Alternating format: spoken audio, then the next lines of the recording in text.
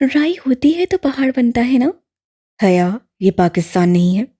जिहान ने जरा तफक्कुर से चिताकर कहा तो उसके लब भींच गए। काट रखकर जिहान ने फाइल बंद करके एक तरफ रखी। पाकिस्तान में भी ये सब नहीं होता। और बिल मैं दूंगी। अया ने तेजी से फाइल उठाई और खोली। जैसे मैं जानता ही नहीं।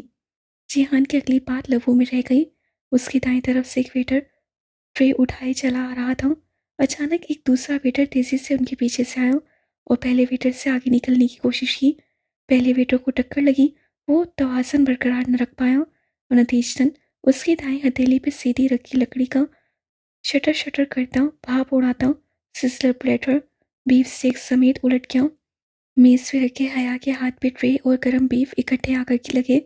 वो बिलबिलाकर खड़ी हुई। फाइल और बिल नीचे जा गिरे। I am sorry, I am sorry. दोनों वेटर बायाक वक्त चीजें ठीक करने लगे। ट्रे से कॉफी का कप भी उलट गया था और सारी कॉफी अब फर्श पे गिर पड़ी थी। जिहान नागवारी से तुर्क में उन्हें डांटने लगा। चंद मिनट मासूर और मेज साफ करने में लग गए। वो वापस बैठा तो हया अपनी कलाई सहला रही थी। तुम्हें चोट आई है? दिखाओ, ज्यादा जल तो नहीं गया? उससे हाथ बढ़ाया मगर हया ने कलाई पीछे कर ली। जरा सी चोट से मैं जख्मी तो नहीं हो गई।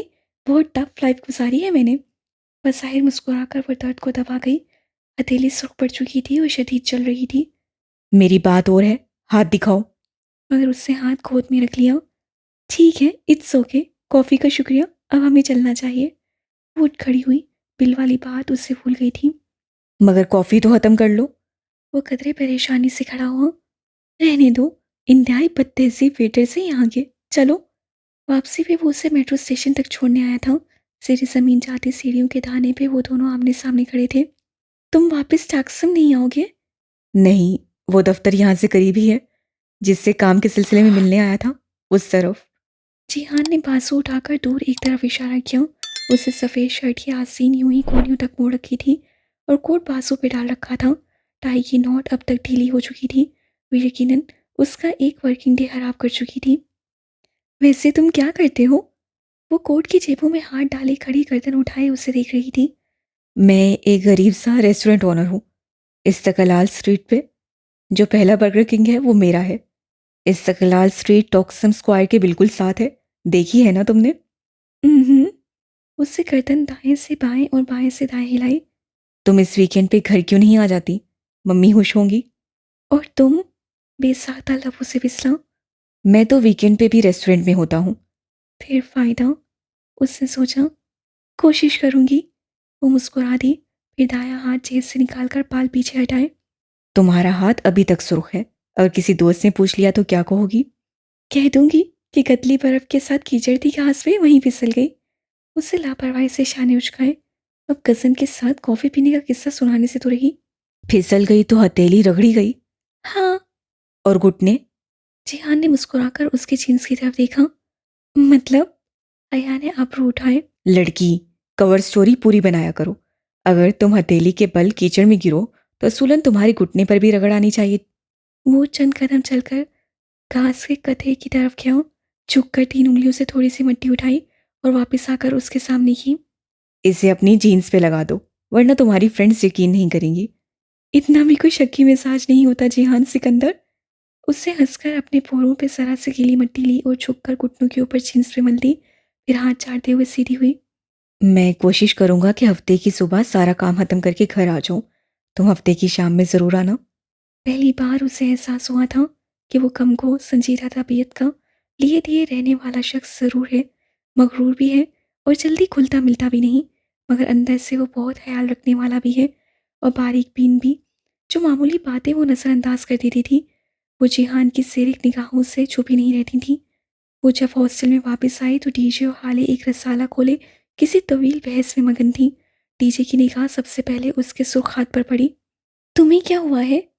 एक जगह कतली बर्फ के साथ कीचड़ था वहीं फिसल गई। डीजे ने बेख्तियार उसके घुटनों पे लगे कीचड़ को देखा फिर अस्वाद में सह हिलाया। हाँ लग रहा है। अया बात बदलने की गर्ज से बोली। हाले ये बैलकोनी बत्ती कौन जलाता है?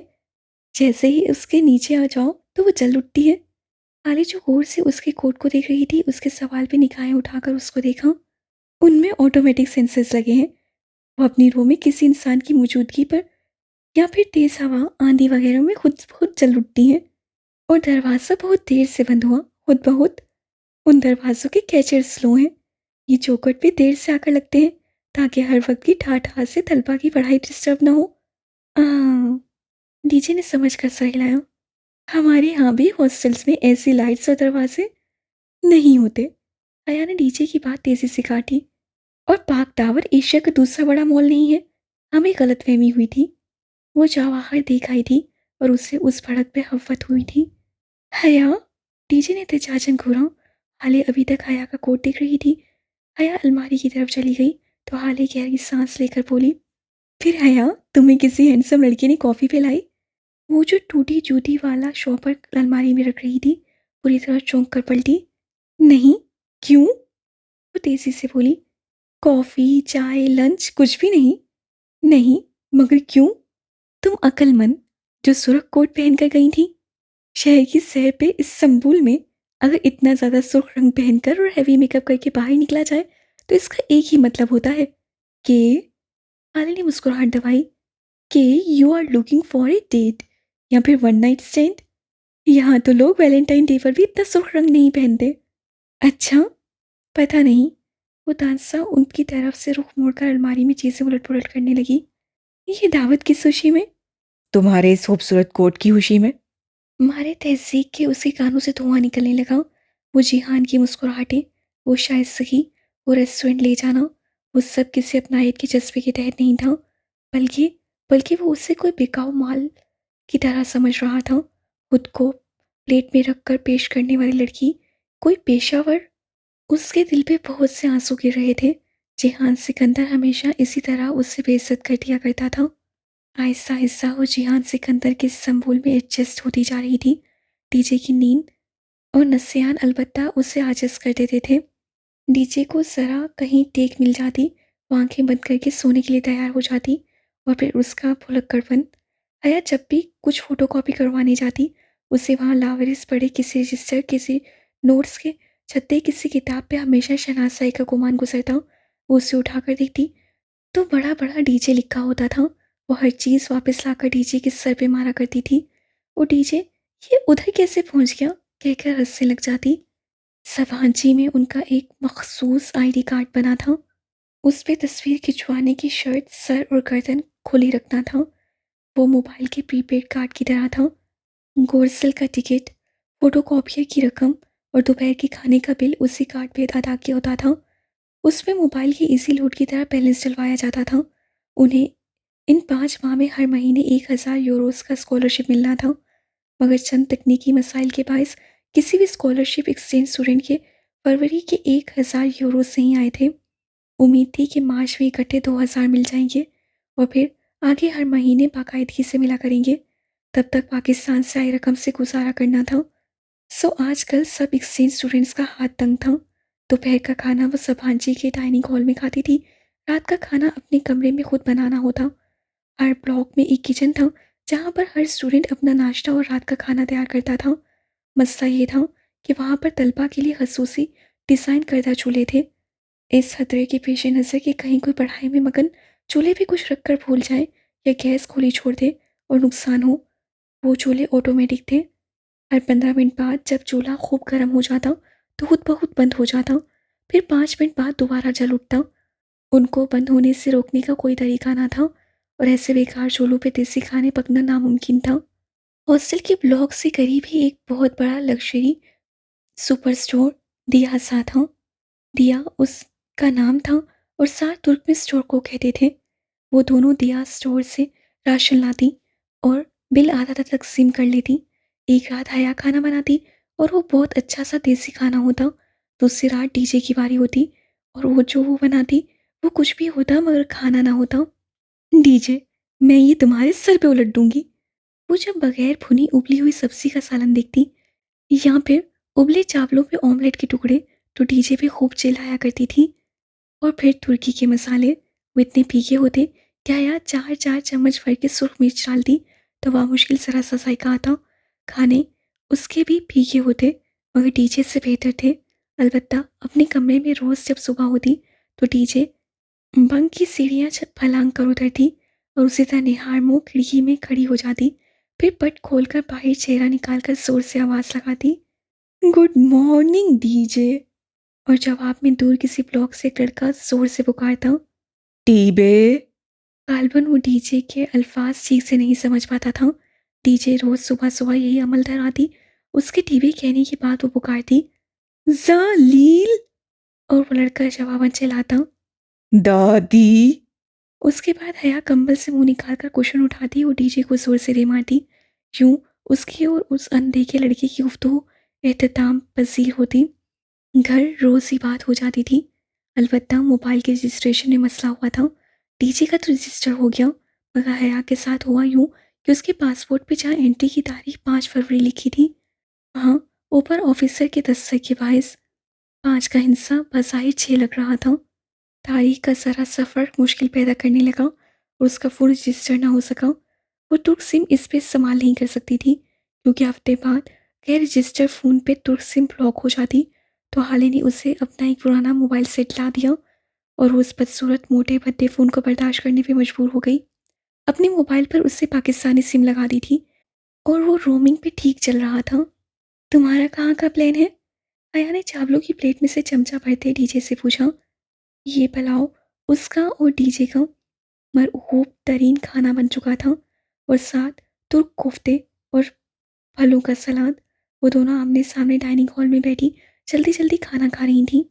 मैं सिसली जाना चाहती हूँ शॉपिंग वगैरह के लिए, और तुम तो अपनी पुप्पो के घर जाओगी ना। डीजे कोफ्ते के सालन में से तेल निकालकर दूसरे प्याले में डाल रही थी। वो यूं ही हर सालन में से तेल निकाला करती थी। तली हुई चीज़ों को अखबार में लपेट कर दबाती और फिर खाती। हाँ, और तुम हड्डियों का ढांचा इसीलिए हो। आया ने रुककर नागवारी से उसके अमल को देखा। वो बिना असर लिए ऊपर आया तेल दूसरे प्याले में उंडेलती रही। डाइनिंग हॉल बेहद वसी और अरीज था। हर सू सर्द रोशनियां जगमगा रही थीं। वहाँ दो लंबी सी गिटारों में मुस्ततिल मेज़ें लगी थीं और दोनों गिटारों के चारों तरफ कुर्सियों की सरहद बन रही थी। हर तरफ गहमा गहमी रश और शोर सा था। दफातन प्लेट के साथ रखा हया का मोबाइल बज उठा। उससे चमचा प्लेट में रखा और नैपकिन से हाथ साफ करते चमकती स्क्रीन को देखा। ताया फुरकान होम कॉलिंग। हया, इरम बोल रही हूँ। कैसी हो इरम? नवाला मुंह में था, इससे उसकी फंसी फंसी सी आवाज़ निकली। जी, तुम सुनाओ। इरम की आवाज़ में ज़रा बेचैनी थी। सब खैरियत है, तुम बताओ, कोई बात हुई है क्या? नहीं। हाँ सुनो, एक बात थी। इरम की आवाज़ सीमी सरगोशी में बदल गई। कहो, मैं सुन रही हूँ। हया ने आहिस्ता से चम्मच रखा और नैपकिन से लबों को दबाया। उसके सहन के पर्दे पे वो वीडियो उभरी थी। वो यार अजीब सी बात है, मगर तू अब्बा वगैरह को ना बताना। असल में कल शाम जब मैं यूनिवर्सिटी से वापस आई तो गेट के करीब एक ख्वाजा सरा था, उससे मुझे रोका। हया बिल्कुल दम साधे सुनी गई। पल भर को उसे डाइनिंग हॉल की आवाज़ें आना बंद हो गई थी। उसके समात में सिर्फ इरम के अल्फाज गूंज रहे थे। पहले तो मैं डर गई, मगर उससे कोई गलत हरकत नहीं की तो मुझे तसल्ली हुई। वो मुझसे तुम्हारा पूछ रहा था कि हया बाजी कहाँ है और कैसी है। अमेरिका पहुंच गई हैरियत से। मैंने बताया कि वो अमेरिका नहीं तुर्की गई है। फिर वो कहने लगा कि मैं तुम्हें उसका सलाम और वो झिझकी और दुआ दे दूँ। और कुछ नहीं, मगर तुम अब्बा वगैरह को मत बताना कि मैंने ख्वाजा सरा से बात की है। ये बात तुम्हें उससे मुखातिब होने से कब सोचनी चाहिए थी। बहरहाल मैं नहीं जानती वो कौन है। क्या नाम बताया उससे अपना? डॉली। पता नहीं कौन है। आइंदा मिले तो बात ना करना, बल्कि नज़रअंदाज करके गुजर जाना। मज़ीद चंद बातें करके उससे फ़ोन रख दिया और दोबारा प्लेट की तरफ मुतवज्जा हो गई। वैसे तुम्हारी फूफो का कोई हैंडसम बेटा बेटा है? डीजे नैपकिन से हाथ साफ करके मगन से अंदाज से पूछ रही थी। उसका हाथ रुक गया। वो चूक कर उसे देखने लगी। क्यों? तुम्हारी चमक दमक देखकर ये ख्याल आया? डीजे ने मुस्कुराहट दबाते अपनी ऐनक उंगली से पीछे की। हया ने यूं ही चमचा पकड़े गर्दन झुकाकर खुद को देखा। पाँव को छूते सर्द फ्रॉक और चूड़ीदार पजामे में मलबूस थी। फ्रॉक की सर्द शिफॉन की तंग चूड़ीदार आस्तीनें कलाई तक आती थीं। शिफॉन का दुपट्टा उससे गर्दन के गिल लपेट रखा था। बाल हस्बे आदत समेट कर दाई जानिब पे आगे को डाल रखे थे। हाँ, है एक बेटा, मगर शादीशुदा है। वो लापरवाही से शाने उचकाते प्लेट में बड़ा कोफ्ता कांटे से तोड़ने लगी। सारा मज़ा ही किरकिरा कर दिया। ओह डीजे, ये क्या है? वो डीजे के पीछे कुछ देखकर रुकी थी। कोफ्ता है और क्या। डीजे ने कांटे में फंसे कोफ्ते को देखकर कहा। ओहो, अपने पीछे देखो। उसे झुंझला कर कहा तो डीजे ने गर्दन मुड़ी। वहां एक कतरे पर ये भी माइल लड़की चली आ रही थी। हैरत अंगेज बात ये थी कि वो शलवार कमीज और दुपट्टे में मलबूस थी। आप पाकिस्तानी हैं? हया पुरजोश से उसके पास गई। डीजे जरा उससे जरा पीछे थी। नहीं, मैं इंडियन हूँ। डीजे ढीली पड़ गई। रहने दो हया, मुझे अभी वर्ल्ड कप का गम नहीं भूला। उसे सरगोशी की। 3 साल पहले मिस बॉल हक का आखिरी बॉल पे आउट होना डीजे को कभी नहीं भूलता था। हया ने जोर से अपना पाँव डीजे के जूते पे रख दिया। हम पाकिस्तानी एक्सचेंज स्टूडेंट्स हैं, हया सुलेमान और ये खतीजा राना। आप? मैं अंजुम हूँ। मैं और मेरे हस्बैंड पीएचडी कर रहे हैं और हम दोनों यहाँ पढ़ते भी हैं। इधर फैकल्टी में हमारा अपार्टमेंट है, वहीं रहते हैं। कभी आओ ना उधर। अंजुम उन दोनों से ज़्यादा पुरजोश हो गई थी। श्योर अंजुम बाजी। डीजे उनका मुसलमान होना सुनकर फिर से खुश हो गई थी। वो तीनों काफ़ी देर वहाँ खड़ी बातें करती रहीं और जब डीजे को याद आया कि कोर्ट से निकलने में 5 मिनट हैं तो अंजुम बाजी को जल्दी से खुदा हाफिज बोलकर वो अपना कोट हाथों में पकड़े बाहर भागी। वो तकसीम के पार्क में संगी बेंच में बैठी थी। उससे अपना लंबा सफ़ेद ऊनी कोट अब सर्ट फ्रॉक पे पहन लिया था और सर झुकाए हाथ में पकड़ी शिकन सतह चिट से सबीन पुप्पो का नंबर मोबाइल पे मिला रही थी। अभी तक उसने उस नंबर को मोबाइल में महफूज नहीं किया था। कॉल का बटन दबाकर उसने वो भद्दा तुर्क फ़ोन कान से लगाया। वहाँ दूर तक सबसा फैला था। खुशनुमा फूल और रंगों तितलियों की बगदाद हवा उसके लंबे बाल उड़ा रही थी। वो मौसम से लुफ्तंदोज होते हुए फ़ोन पे जागती घंटी सुनने लगी। हेलो। बहुत देर बाद जिहान ने फ़ोन उठाया। जिहान, मैं हया। उसके अंदाज में हिफ्फत डर आई। उससे कह रखा था इसीलिए आज जा रही थी, वरना उस सुर्ख कोट ने तो उसे खूब बेवक्त किया था। हाँ है, आप बोलो। वो मसरूफ़ सा लग रहा था। मैं वो टैक्सी पे हूँ, तो मुझे यहाँ से पिक करके घर ले जा सकते हो? आज वीकेंड था तो। सॉरी हया, मैं शहर से बाहर हूँ। तुम घर मम्मी को फ़ोन कर लो ना। ये तुम्हारे घर का नंबर नहीं है? उससे हैरत से चिट को देखा। नहीं, ये तो मेरा मोबाइल नंबर है। तो क्या उससे दावर भाई की मेहंदी वाले रोज़ जिहान के मोबाइल पे फ़ोन मिला दिया था? ओह, मुझे पुप्पो का नंबर लिखवा दो। जिहान ने फ़ौरन नंबर लिखवा दिया। अच्छा, मैं ड्राइव कर रहा हूँ, फिर बात होती है। मज़ीद कुछ सुने बगैर उससे फ़ोन बंद कर दिया। वो दिल महसूस कर रह गई। अजीब अजनबी सा अपना था। पुप्पो उससे कैब पे लेने आई थी। वो जो चंद लीरास की बचत के चक्कर में कैब करके नहीं गई थी, खूब शर्मिंदा हुई। गाड़ी नहीं थी तो बता देती, मैं तो ऐसे ही। कोई बात नहीं, गाड़ी तो जिहान के पास ही होती है। और वो मज़ीद शर्मिंदा हुई। फिर गर्दन मोड़कर खिड़की के बाहर दौड़ते दरख्त देखने लगी। उससे पुप्पो किचन में ही ले आई। हस्ब आदत वो काम में मसरूफ़ हो गई। ये मेरे लिए इतना बखेड़ा पालने की क्या ज़रूरत थी? वो इर्द गिर्द पहली अशिया देखकर खफा हुई। कोई बात नहीं, तुम मेरी बेटी हो, मेरा हाथ बटा दोगी, इसलिए तो मैंने ये सब शुरू कर लिया। दोनों के दरमियान पिछली मुलाकात के नाखुशगवार इख्तिताम का कोई तस्करा ना हुआ, जैसे कुछ हुआ ही ना हो। चले फिर आज पिलाओ तो मैं ही बनाती हूँ। मुझे रेसिपी समझाती जाए। वैसे भी तुर्कियों की मेज़ इस पिलाव के बगैर अधूरी लगती है। वो कोट स्टैंड पे लटका कर आस्तीन ने कलाई से ज़रा पीछे करती वापस आई। दुपट्टा उसने उतार कर कुर्सी पे रख दिया था। पहले तो तुम चिकन की बोटियां काट दो। उन्होंने टोकरी में रखे साले मुर्ग की तरफ इशारा किया और खुद चूल्हे पे चढ़ी देचकी में चमचा हिलाने लगी। छुरी तो ये पड़ी है, कटिंग बोर्ड किधर है? वो इधर उधर देखने लगी। Cutting board? ओहो, वो तो सुबह से नहीं मिल रहा। जिहान भी पता नहीं चीज़ें उठाकर किधर रख देता है। ठहरो, मैं एक पुराना बोर्ड ले आऊं। ऊपर एटिक से। आप रहने दें, मैं ले आती हूँ। एटिक ऊपर किस तरफ है? सीढ़ियों से ऊपर राहदारी के आखिरी सिरे पे। मगर तुम्हें तकलीफ होगी, मैं खुद। आप गोश भुने जल ना जाए, मैं बस अभी आई। वो नंगे पाँव चलती बाहर लिविंग रूम में आई। सीढ़ियों के साथ लगे कदावर आईने में उसे अपना अक्स दिखाई दिया तो जरा सा मुस्कुरा दी। फर्श को छूते सर्द फ्रॉक में वो खिलते फूलों की तरह लग रही थी।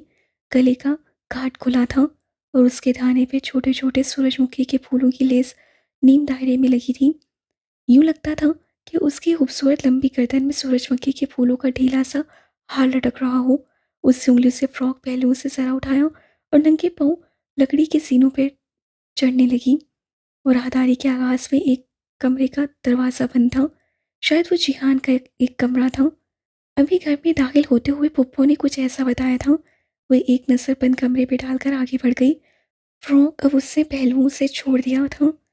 एटिक में आगे पीछे बहुत से संदूक और दूसरा कार कबाड़ रखा था। वो मुतसब्सब से अंदर आई। बत्ती ना जाने किधर थी, उसने दरवाज़ा खुला रहने दिया। बाहर से आती रोशनी काफ़ी थी। वहाँ हर सू सामान रखा था। कटिंग बोर्ड ना जाने किधर था। वो अंदाज़न आगे बढ़ी और एक कोने वाले संदूक का कुंडा खोलकर ढक्कन ऊपर उठाया। नीचे लिविंग रूम से बैरूनी दरवाज़ा खुलने और बंद होने की आवाज़ आई।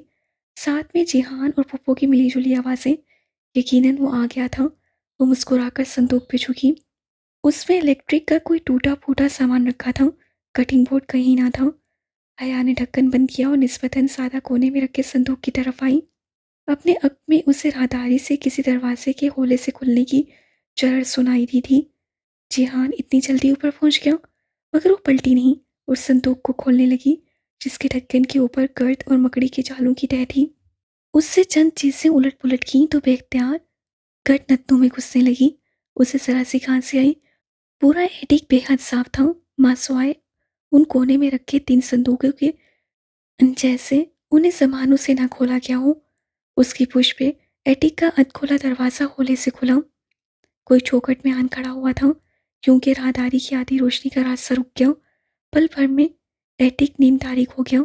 वो पलटने ही लगी थी कि संदूक में किसी हाकी शय की झलक दिखाई दी।